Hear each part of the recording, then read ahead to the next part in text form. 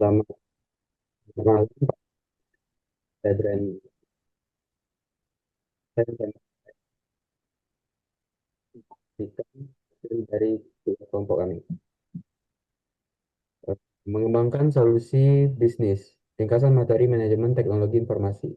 Presentasi ini menguraikan tujuan pengembangan sistem informasi, alasan dasar untuk membangun sistem baru, 4 pendekatan pengadaan sistem, membuat sendiri, membeli paket, outsourcing, dan kerjasama. Plus pertimbangan praktis untuk memilih metode yang tepat agar mendukung strategi bisnis. Eh, Mengapa mengembangkan sistem informasi baru? Pertama, masalah pada sistem lama. Performa lambat, sering error, proses tidak efisien, menghambat operasi harian dan keputusan bisnis. Kedua, ada tekanan kompetitif, pesaing memanfaatkan teknologi terbaru. Organisasi perlu berinovasi untuk mempertahankan posisi pasar. Ketiga, ada pertumbuhan organisasi. Skalabilitas sistem lama tidak memadai untuk volume data dan pengguna yang semakin besar. Yang terakhir, yang keempat, peluang dan regulasi.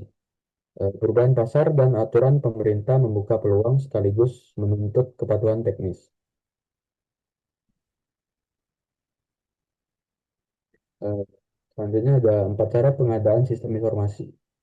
Yang pertama, membuat sendiri.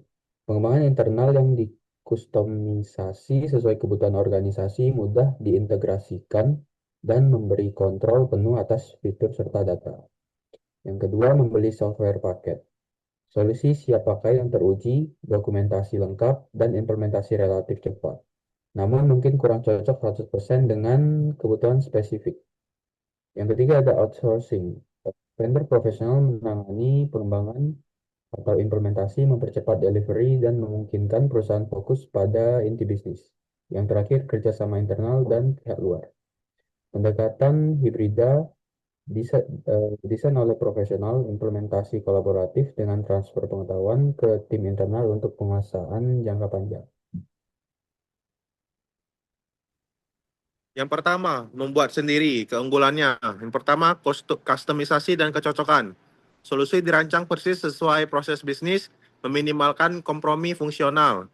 Yang kedua, integrasi mudah. Pembuat internal dapat mengintegrasikan sistem dengan aset TI yang telah yang sudah ada tanpa batasan vendor. Yang ketiga, kontrol dan keamanan. Kontrol penuh atas kode sumber, data, dan prioritas keamanan teknis sesuai kebijakan perusahaan. Yang keempat, keunggulan kompetitif. Fitur unik dapat menjadi pembeda pasar dan sumber efisiensi biaya jangka panjang. Membuat sendiri, kekurangan dan risikonya. Yang pertama ada waktu. Proyek internal umumnya membutuhkan waktu yang lama, analisis sehingga go live. Yang kedua, biaya awal. Pengeluaran awal tinggi meski dapat menghemat biaya operasional jangka panjang. Yang ketiga, SDM ahli. Perlu pengembang, arsitek, QA, dan manajer produk berpengalaman. Risiko proyek, risiko scope creep, keterlambatan, dan kurangnya pengalaman domain dapat menghambat keberhasilan. Yang kedua, membeli software paket. Keuntungan, software paket menyediakan solusi yang sudah matang dengan dokumentasi lengkap dan kualitas teruji. Biasanya vendor menyediakan demo atau trial sehingga pengguna dapat mencoba sebelum membeli.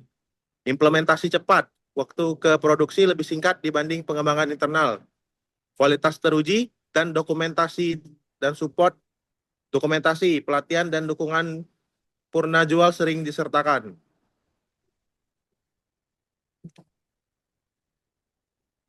Membeli software paket, kekurangannya yang pertama kompatibilitas terbatas.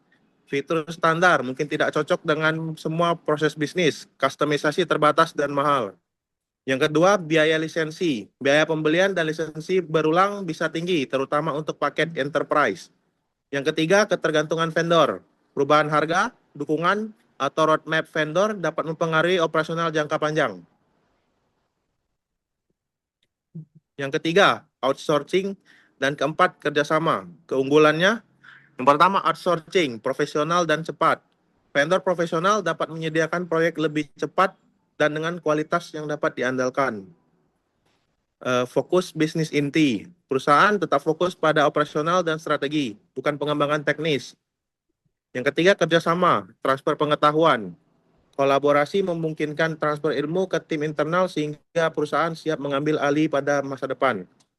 Yang keempat, kontrol bersama.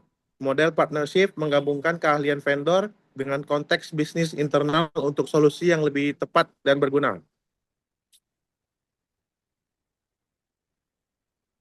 3 dan 4, kekurangan dan risiko yang perlu diwaspadai. Yang pertama, biaya yang tinggi. Biaya outsourcing maupun partnership seringkali memerlukan investasi awal yang signifikan. Kedua, risiko keamanan dan kerahasiaan. Pemindahan data ke pihak ketiga meningkatkan potensi kebocoran informasi. Konfirmasi kontrol keamanan wajib dilakukan. Yang ketiga, ketergantungan vendor. Outsourcing dapat menciptakan ketergantungan jangka panjang pada vendor untuk pemeliharaan dan pengembangan. Dan yang terakhir, kompleksitas koordinasi. Koordinasi antara tim internal dan pihak luar memerlukan manajemen proyek dan komunikasi yang kuat. Kesimpulan dan rekomendasi.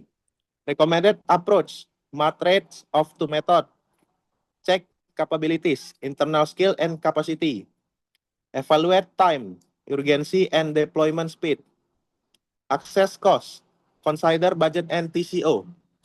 Sekian presentasi dari kami ucapkan terima kasih.